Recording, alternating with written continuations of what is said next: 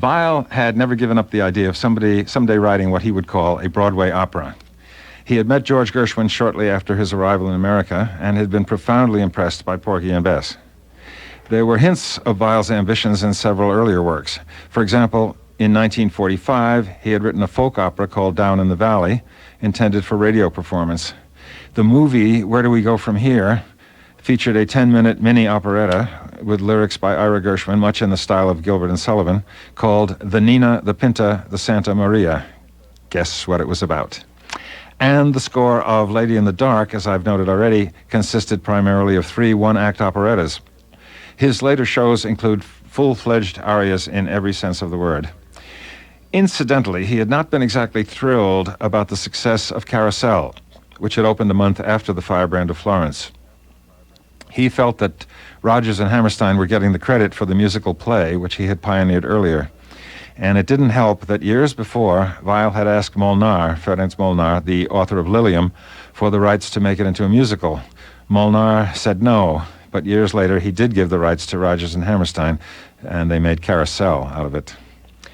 But with Street Scene, which opened in January of 1947, he finally realized his ambition to write a real, genuine American opera. The book was adapted by Elmer Rice, yet another leading playwright of the time, from his 1929 play of the same name, and they chose Langston Hughes, the eminent American poet, to do the lyrics. I believe it was the first time that an African-American lyricist had ever worked on a Broadway show that was not an all-black show. Street Scene took place, as the title suggests, on a single street amidst the tenements of Manhattan, and involved the immigrants and children of immigrants of various nationalities who lived there. 2 of the big numbers were sung by the tenants, not as a chorus, but as a group of well-defined individuals. The opera, the show has been done by quite a number of opera companies, so I feel free to use the O word. The opera opens on a summer day with the women who live on the block complaining about the heat. Ain't it awful, the heat? And later, 4 of the men and 2 of the women sing about the wonders of ice cream.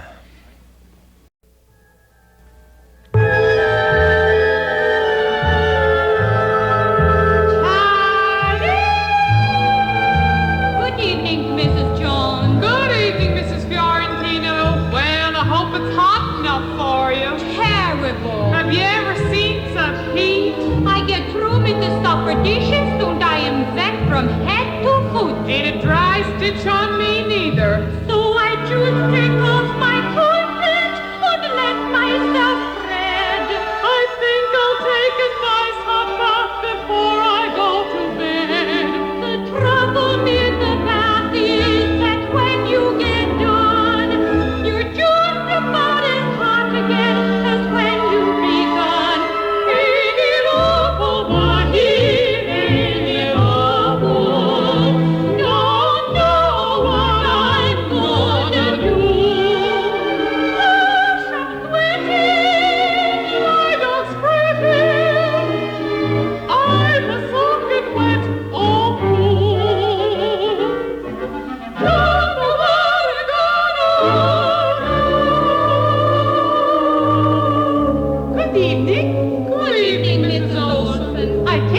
Cooler in the cellar.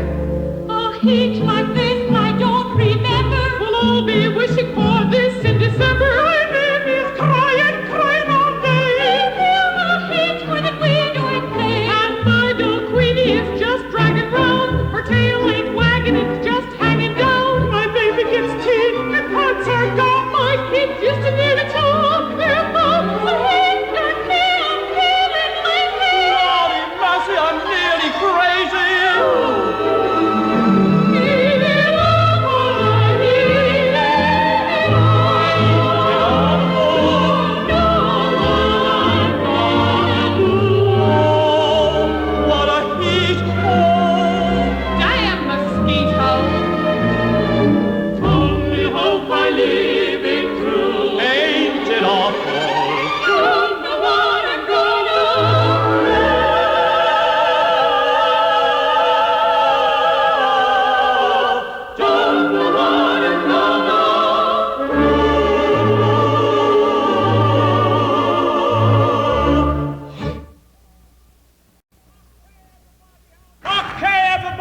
How's about a nice, fresh ice cream cone, eh? Oh, no, it makes me fat. Oh, 5 or 10 pounds more or less.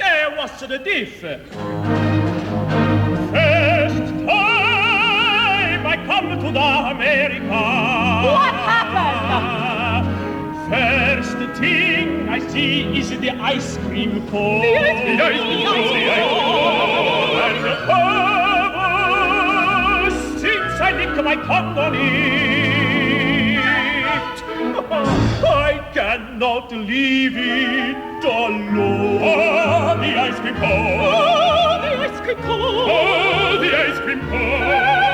As long as I stay in the America, I never get tired of the ice cream cone. It's wonderful. It's marvelous. You know, for a dime. As good as any king could get on his throne. That's all to the ice cream cone.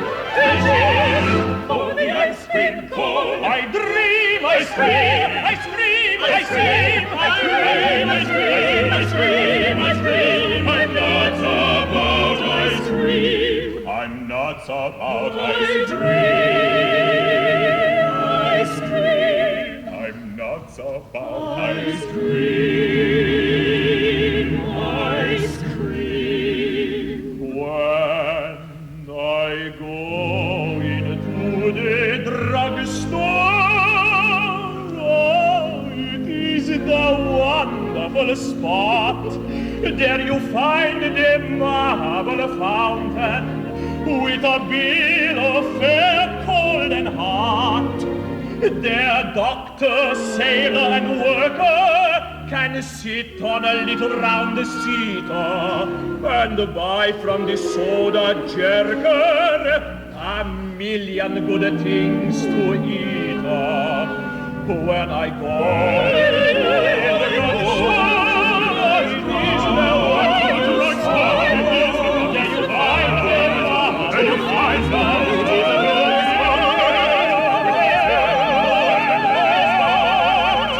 You can get chicken hand, you can get potato hand, you can get summer squash. But I want succotash. Okay. Make me chop suey, never I do it. Chocolate, take it out, take it out, take it out, take it out, take it out, take it out.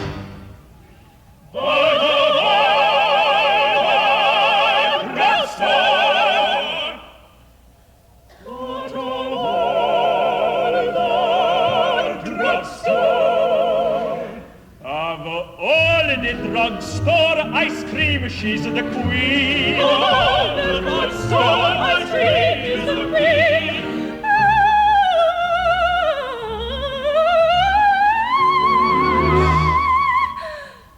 Vanilla.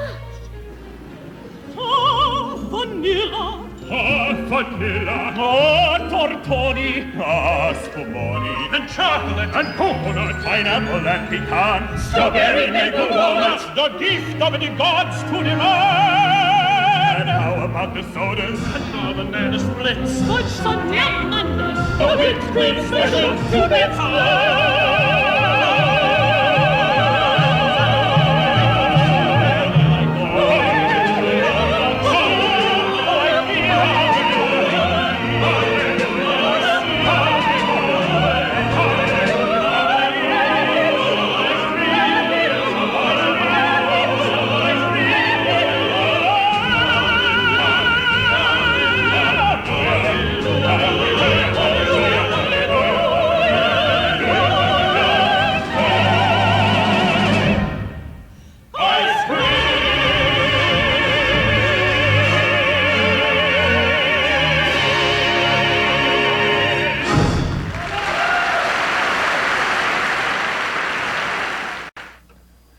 As you can tell, that last one was a live performance.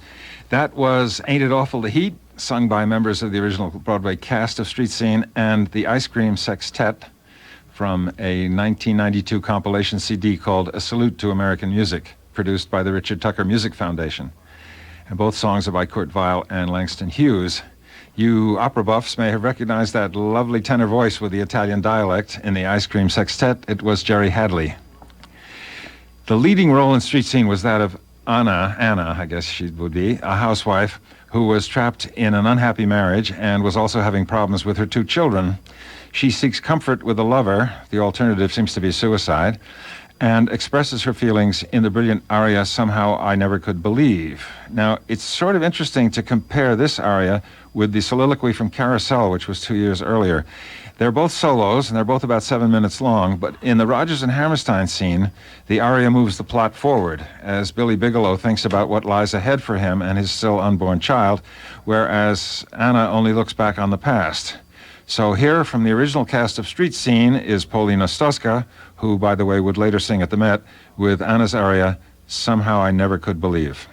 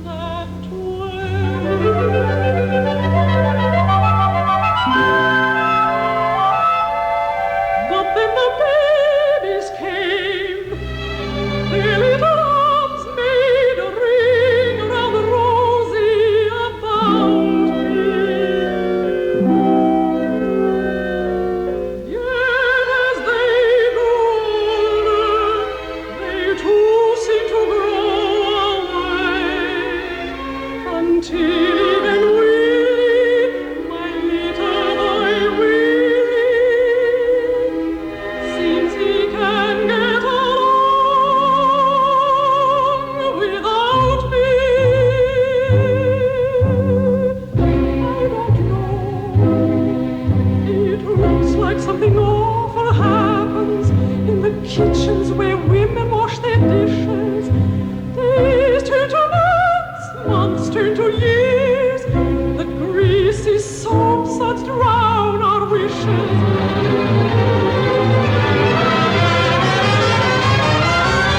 There's going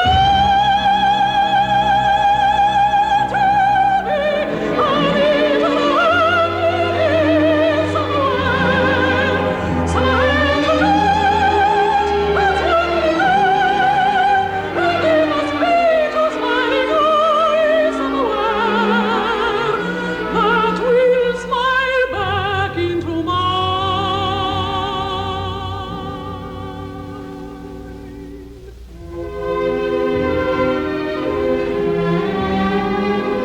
I never could believe that life was meant to be noble and grand.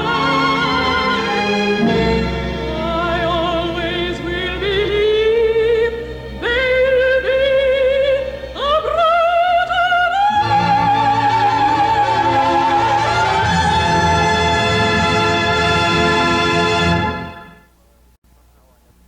That was Somehow I Never Could Believe by Kurt Weill and Langston Hughes, sung by Paulina Stoska of the original Broadway cast of Streisand. I suddenly remember, these opera arias, they always call them by the first line instead of by a title, which always sounds amusing. My favorite is from Regina, the aria called Alexandra's Right, What's a Sick Man Doing on the Staircase Anyway? After listening to those three last numbers, I ask you, is that opera or is that opera? That's definitely opera. His next musical opened in October of 1948. It was a highly unconventional experimental musical called Love Life. The book and lyrics were by Alan J. Lerner. This came after he wrote Brigadoon and before he wrote My Fair Lady and Camelot. As you can see, Weill had many collaborators, and they were all among the very best. Love Life was not exactly a flop, but it wasn't a big success either, running about 7 months.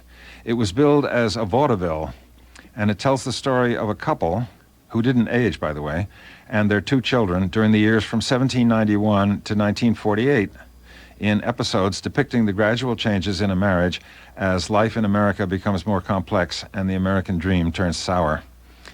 There was no linear plot as such, and the musical numbers were mostly commentaries on the characters and situations, and they included, are you ready for this? Blues, foxtrot, ragtime, boogie-woogie, slow waltz, clog waltz, soft shoe, sentimental ballad, polka, madrigal, chardash, anthem, and probably some I left out. Love Life has often been acknowledged as the ancestor of the so-called concept musical, and certainly influenced directly or indirectly many of the later shows such as Cabaret, Company, Follies, A Chorus Line, and Chicago, which is also advertised as a vaudeville. There have been a few revivals, none particularly successful. Lerner himself said at one point that he would not allow a revival since, as he put it, quote, "I've turned into everything I satirized in that show," unquote. At the time of Love Life, he had had only 2 wives, and his eventual tally was 8. There was no cast album. For one thing, there was an ASCAP strike at the time, which meant that there were no cast albums at all during that period, although many of the songs have since been recorded by others, and we got a couple here. Here is a lovely romantic song sung by the young couple, Sam and Susan, when they are just starting out as a couple in 1791. It's called Here I'll Stay, and it's sung here by Thomas Hampson and Gene Lehman.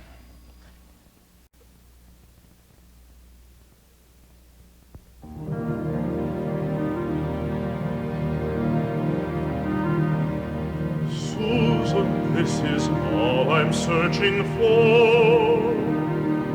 A place to live with you forevermore. A sign that says it's Samuel Cooper's store.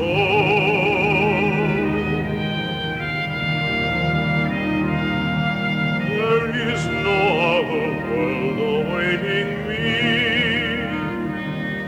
This meadow is as far as I can see, my heaven is no higher than that tree.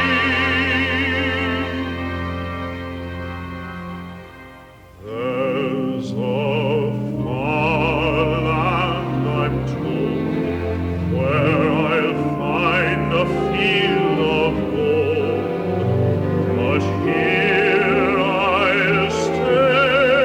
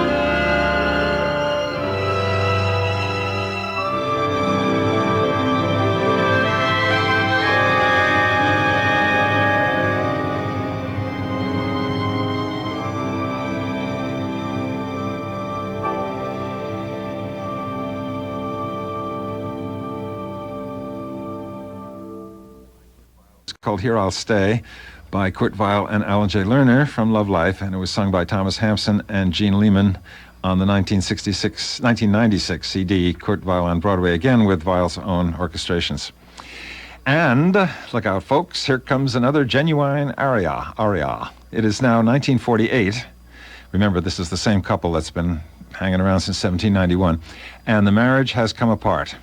Sam has left his wife Susan and their children and has moved into a hotel.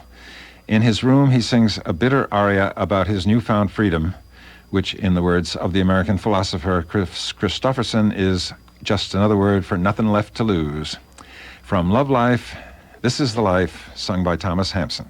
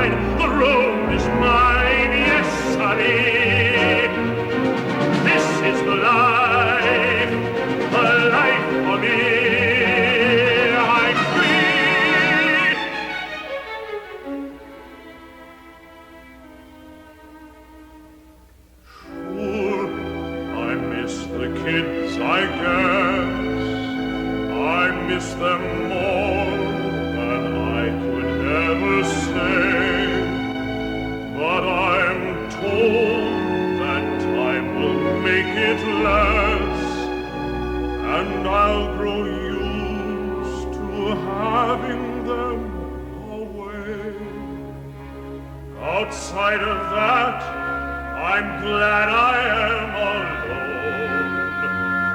This is the sweetest living I have known.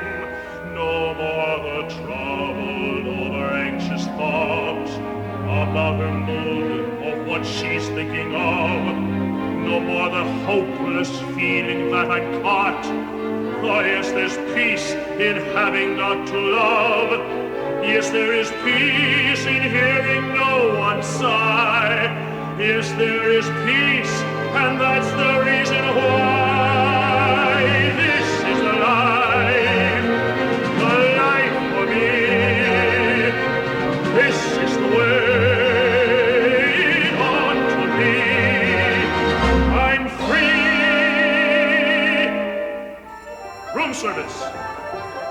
It's great when you're hungry to phone below and not have to wait till your wife. Hello. My name is Samuel Cooper. It's 7:28. I'd like to order dinner before it is too late. I'll have shrimps and steak, make it medium well, and the richest dessert in the whole hotel. When speed is important, bring it on the run. I'm hungry. What? Yes, I said for one. You heard me. Damn it! Service for one!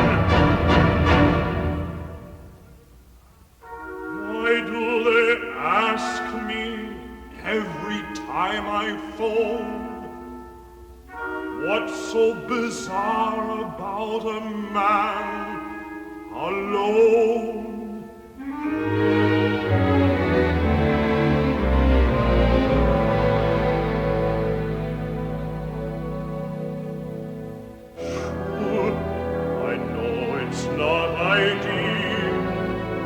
I still have thoughts of her I can't forget, but that's a thing they say that time will heal. I wonder why it hasn't done it yet. I wonder why the memories never go. I even think they're starting to grow. Now cut it out, go out and have a whirl. You know the spots, go out and have a spree. If you've got a phone, go get yourself a girl. Go on, you dope, you're absolutely free.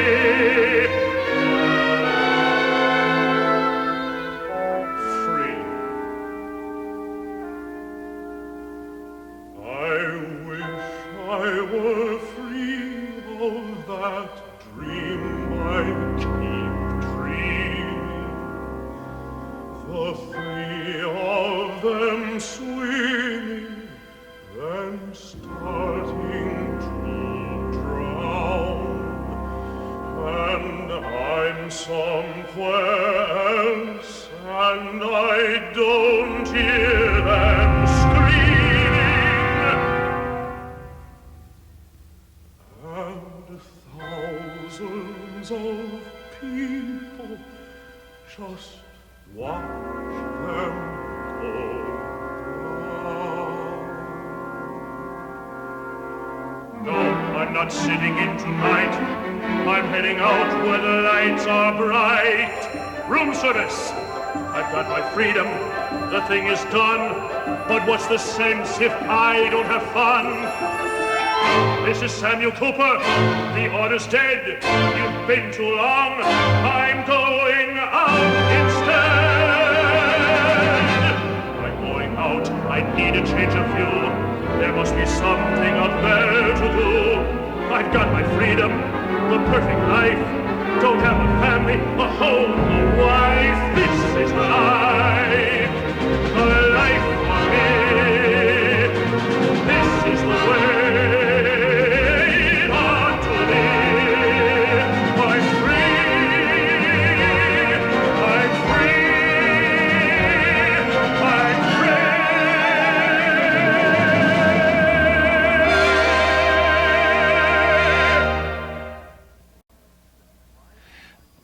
That was This Is the Life by Kurt Weill and Alan J. Lerner from Love Life, sung by Thomas Hampson on the 1996 CD Kurt Weill on Broadway. The musical Love Life ends in true vaudeville style, with Sam and Susan walking slowly toward each other on a tightrope, and the curtain closes before we find out whether or not they make it. Very nice ending. Weill's last musical was Lost in the Stars, which opened in October of 1949. It was based on Alan Paton's moving 1948 novel, Cry the Beloved Country, which was a searing indictment of apartheid and racism in South Africa, as well as an inquiry into the nature of justice. Again, he collaborated with Maxwell Anderson, as he had on Knickerbocker Holiday. The story centers on the Reverend Stephen Khumalo, a black preacher in a small town in South Africa, who goes to Johannesburg to find his son, who has killed a white man in the course of a robbery. Now, just as in Moses and Aaron, the chorus played a very important role in this musical as commentator. Here is a song that uses the rhythm of the railroad while describing what happens when people from the country, white or black, go to Johannesburg.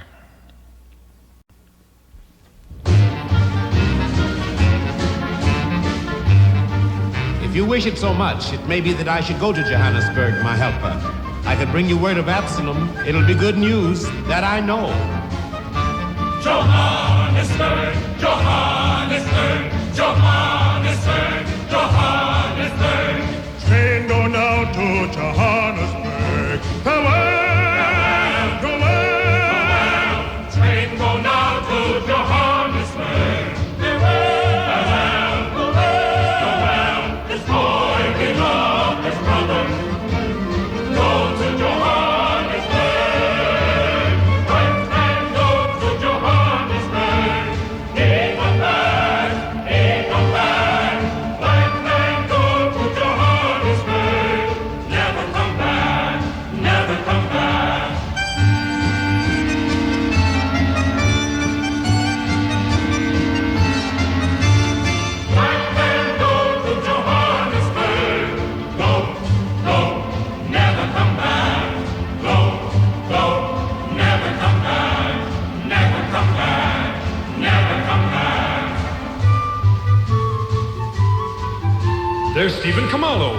haven't seen him for a year. Excuse me, Father, I want to speak to him. I don't know what the customs are now in Johannesburg, Arthur. But if you had struck me across the face, you couldn't have hurt me more or damaged me more in the eyes of those who stand here.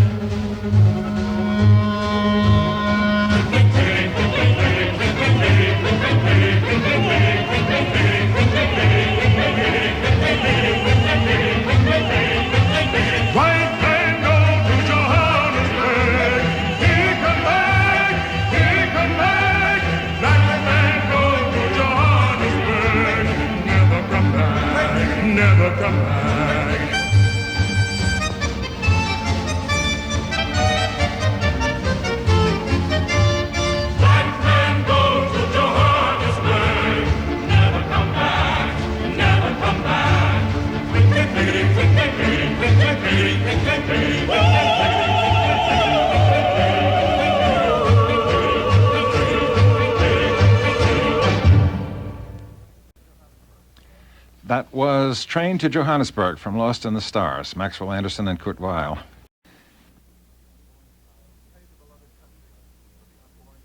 Pray the beloved country, for the unborn child that is the inheritor of our fear. Let him not laugh too gladly when the water runs through his fingers, nor stand too silent when the setting sun makes red the veldt with fire. Let him not be too moved when the birds of his land are singing, nor give too much of his heart to a mountain or a valley, for fear will rob him of all if he gives too much. The great red hills stand desolate, and the earth has torn away like flesh. These are the valleys of old men and old women, of mothers and children. The men are away, the young men and the girls are away. The soil cannot keep them anymore.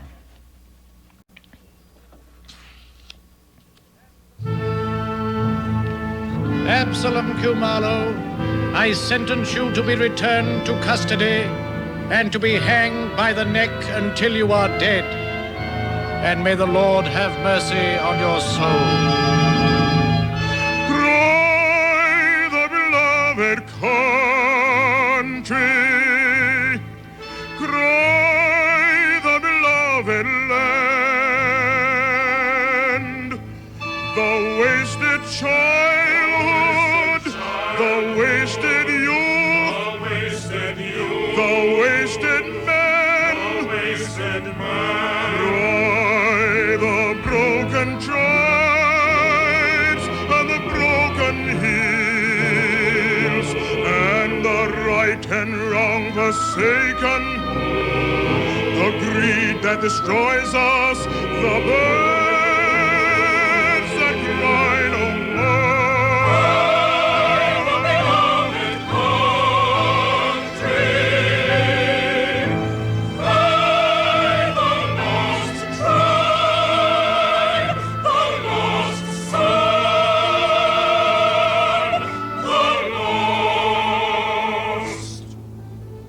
Wilt thou obey him and serve him, love, honor, and keep him, and forsaking all others, keep thee only unto him, so long as ye both shall live? I will. Cry the unborn child, the inheritor of our fear.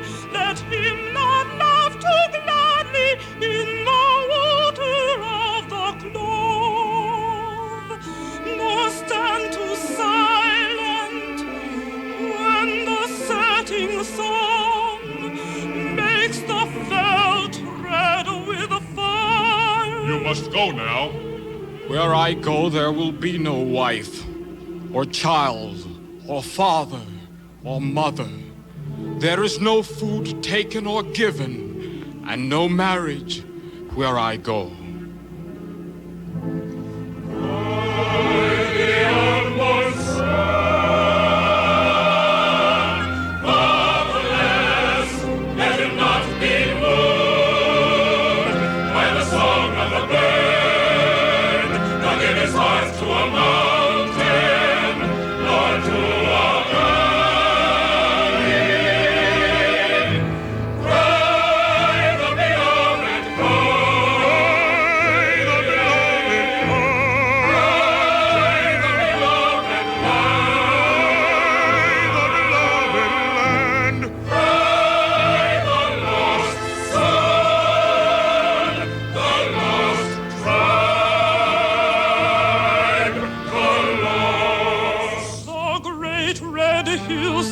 desolate, the beloved country, and the earth has torn away like flesh.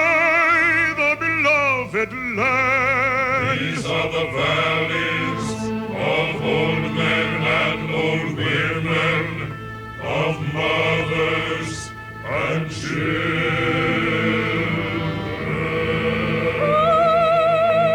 The beloved land.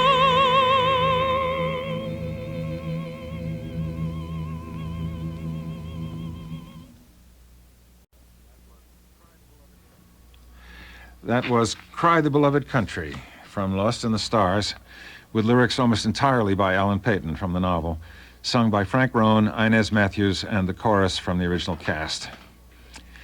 10 years earlier than this, Anderson and Weill had started to write a musical called Ulysses Africanus. It concerned a freed slave at the end of the Civil War. The leading role was offered to Paul Robeson, who found it condescending to blacks. A criticism, by the way, which was frequently leveled as well as Lost in the Stars, which was also accused of being too comforting and not angry or political enough. Now, one of the songs which Anderson and Weill had written for Ulysses Africanus was Lost in the Stars, which they also used later as the title of the new musical. So here is one of my own all-time favorite songs, sung here by Reverend Kumalo, played by Todd Duncan, to his grandson, Lost in the Stars. Who do you write to, Uncle Stephen? To the mother at home. Oh, can I say this to the mother, O Tico, that I cannot bring him home, that he will perhaps never, never come home.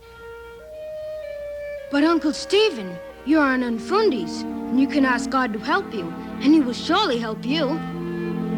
I don't know, Alex.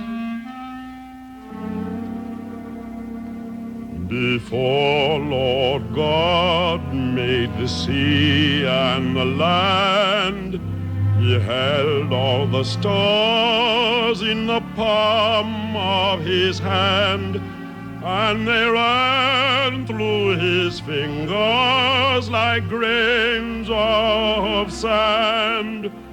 And one little star fell alone.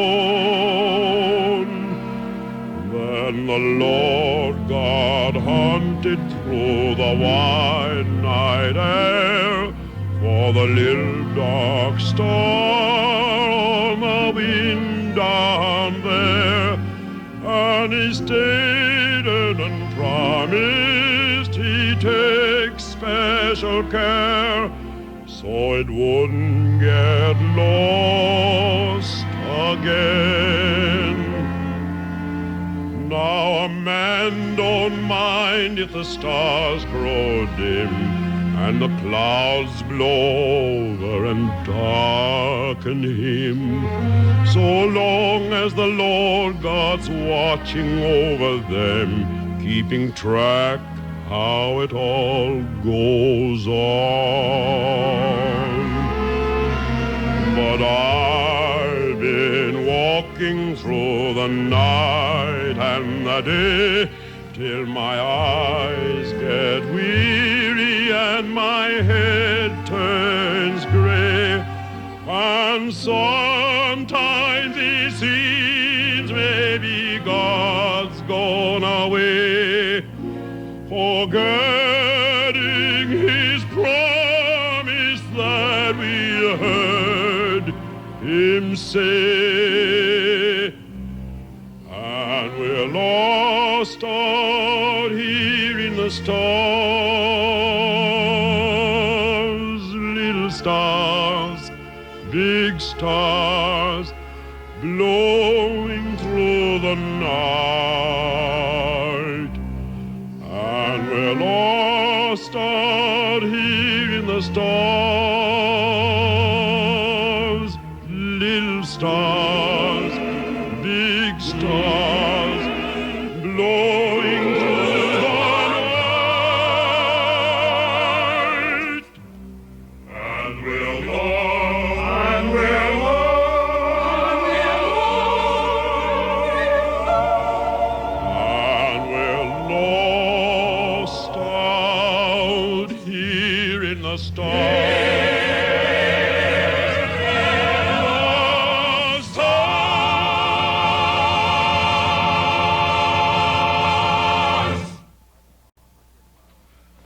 was the title song by Kurt Weill and Maxwell Anderson from Lost in the Stars, sung by Todd Duncan of the original cast. Now, you may have heard that voice before. Todd Duncan was the original Porgy in Porgy and Bess, and he died not too long ago. Kurt Weill died on April 3rd, 1950. He was 50 years old and had been working on a musical version of Huckleberry Finn. How American can you get? I remember when he died, and I even remember my reaction to the news. It was, what a jip.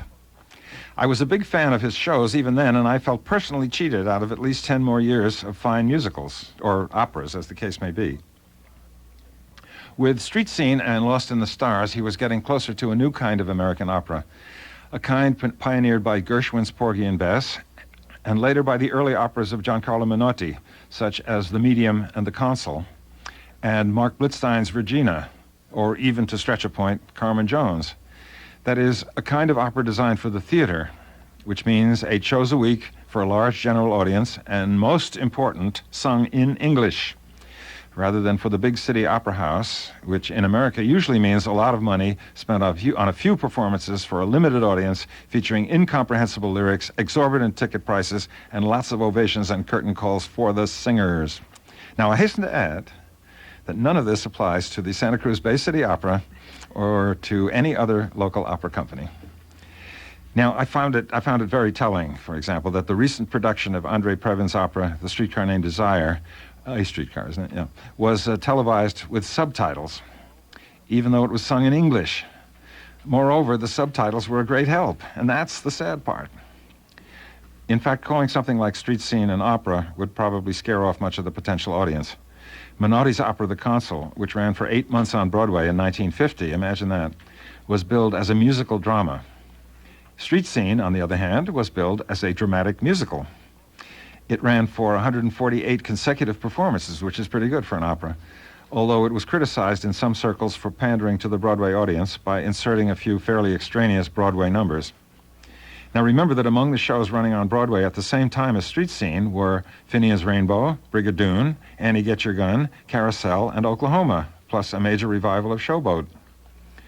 For a long time after Weill's death, it seemed that of his theater works, only the Threepenny Opera and a few songs would live on. A few months after his death in 1950, when the assets of his estate were being appraised, the appraiser stated in his affidavit that Weill's European works had, quote, no present value at all, as they carry a very limited appeal, unquote. In the past 20 years, however, interest in all his music, not just the theater music and not just the American music, seems to have increased dramatically, helped a lot by Lotte Lenya, who died in 1981. In the past few years, we've seen the first complete recordings of the scores of Street Scene, Johnny Johnson, Lady in the Dark, and Lost in the Stars, as well as most of his German musicals, plus many new recordings and publications of songs from the other shows. It is perhaps ironic that his biggest success in America was not one of his Broadway musicals, but rather his 1928 German work, Die Dreigroschenoper, alias The Threepenny Opera. It had been done in New York in English in 1933 in what apparently was a very bad production and a terrible translation, and it had been a dismal failure. The New York critics described it with such phrases as a dreary enigma, appallingly stupid, and sugar-coated communism. But the off-Broadway production in 1954, in a new translation by the American composer Mark Blitzstein, was a smash hit. It ran for over 7 years and has been done virtually everywhere since then. Several other translations have been produced, mostly clumsy, unsingable, vulgar, musically unsatisfactory, or some subset of those. But the Blitzstein, for all its shortcomings, remains the most frequently performed version, and Mac the Knife perhaps the best known of all Weill's songs. Well, I wish we had another 2 hours, but before I leave, I want to recommend for those of you who want to know more about Kurt Weill, the website of the Kurt Weill Foundation, www.kwf.org. That's KWF as in Kurt Weill Foundation. And there you can find a bibliography, news of current performances, further details about recordings, etc. And they'll also keep you up to date on any events in connection with the Weill Centennial this year and next year. I'll repeat, that's www.kwf.org. And I'd like to thank Barbara Smythe and the gang at KAZU for letting me play you some of my favorite things. And if you feel like it, and if you like the idea of opera on the radio, I'm sure they wouldn't object if you sent them some money. So again, you did want to say something. We were going to talk about Kurt Weill saying that I found a quote, but not a quote, but it said that he prophesied that the future path for opera in America could only be illuminated by the lights of Broadway. Well, I think that's quite possible. I mean, it's Leonard Bernstein had said a similar thing earlier about West Side Story was going to lead the way to a new kind of American opera that would be done on Broadway. Like, unfortunately, it didn't lead to anything. No. It was sort of and Sondheim has tried, but Sondheim is so unique, so sui generis, if you can use that expression, that nobody's come along to do that. But somebody will. I assume there will be some amalgam of those three that will start producing operas. Where people actually can understand what's going on. That's the thing. I'm the enemy. I'm opera in English. You person. want the opera in English show? That's another program. So that's the problem. And I think we have the singers for it, but I don't know. But most of the singers aren't willing to do 8 shows a week, or even 6. No. Even with mics, I think these days. It's such a big deal.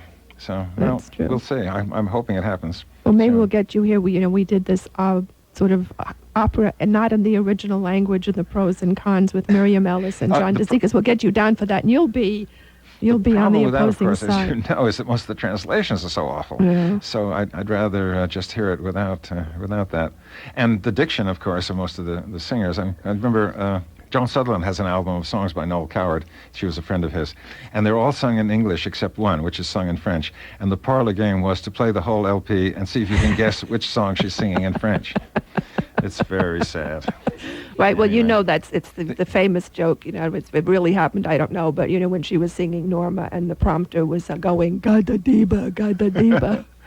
Yeah, it's true. The consonants are the last to go, and that's one of the real distinctions between theater singers, I feel, and trained so-called opera singers, is that when you're trained to sing serious music, you worry more about the vowels. Dawn Upshaw was recently interviewed about this, and she said exactly what I was thinking, that you have to emphasize, you train differently when you sing theater music, or crossover music, as they would call it now, that you have to learn to enunciate the vowels. In Masterclass, that play about Maria Callas, that there was a line, I wish I'd written it down, but Callas says that the vowels convey the feeling and the consonants give them the specific meaning.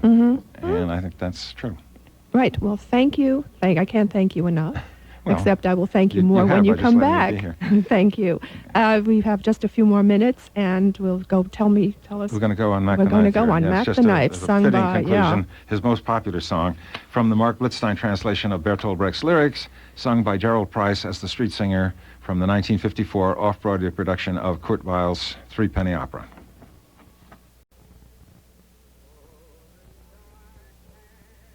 Oh, the shark has pretty teeth, dear, and he shows them pearly white. Just a jackknife has Mackie, dear, and he keeps it out of sight. When the shark bites with his teeth, dear, scarlet billows start to spread. Fancy gloves, though, wears Mackie, dear, so there's not a trace of red.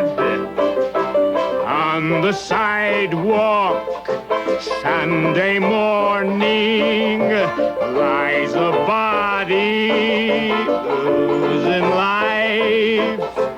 Someone sneaking round the corner. Is the someone Mac the Knife? From a tugboat by the river, a cement bag dropping down. The cement's just for the wait, dear. Bet you Mackie's back in town. Louis Miller disappeared, dear, after drawing out his cash. And Mackie spends like a sailor. Did our boy do something rash? Suki Tawdry, Jenny Diver, Polly Peachum, Lucy Brown.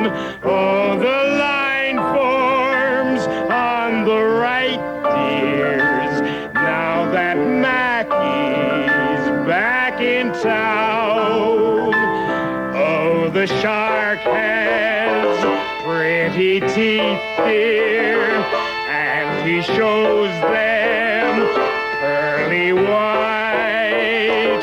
Just a jackknife has Mackie, dear, and he keeps it out of sight. Just a jackknife has Mackie, dear, and he keeps it. Look, there goes Mac, the knife. Out of sight.